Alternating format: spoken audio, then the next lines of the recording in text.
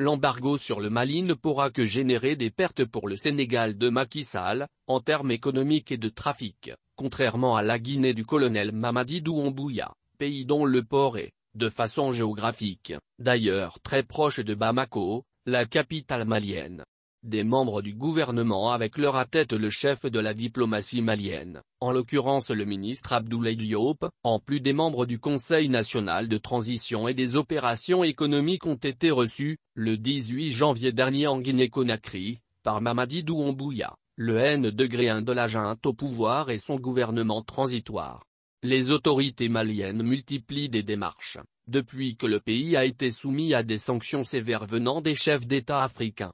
Les présentes sanctions de la CEDEAO et de l'UMOA, adoptées pour étrangler le peuple malien ont des conséquences aussi bien sur l'économie malienne que sur celle de certains pays membres. Le Sénégal étant l'État bénéficiaire de 70% des trafics maliens en fait partie de ces pays qu'endurent les conséquences de l'embargo sur le Mali. Lors de sa visite en Guinée-Conakry, la délégation malienne s'était exprimée sur la question. Effectivement, nous sommes en Guinée pour l'exploration des opportunités et des avantages comparatifs que la Guinée a, par rapport aux autres pays de la CEDEAO, a indiqué un responsable malien. De nos jours, dit-il, 70% des trafics du Mali passent par le Sénégal, et 20% passent par la Côte d'Ivoire d'Alassane Ouattara. Le reste des 10% est, a-t-il expliqué, partagé entre 5 pays à savoir, la Mauritanie, la Guinée, le Ghana, le Togo et le Bénin.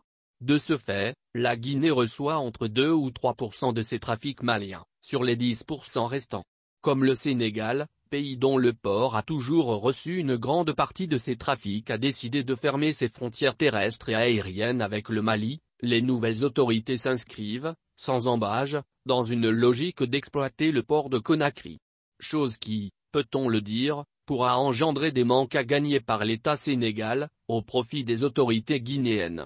Sur la question, la délégation malienne a été formelle. Nous souhaitons ramener les 2 ou 3% que gagne la Guinée autour de 15, voire à 20% des trafics maliens, dans les jours à venir. Profitant de l'occasion, la délégation malienne a fait une annonce sur les chiffres d'affaires résultant des trafics entre le pays et le Sénégal.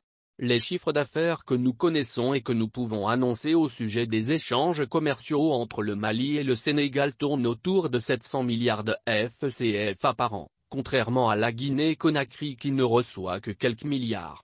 On peut renverser cela rapidement, si nous, Mali et Guinée, mettons quelques actions en place.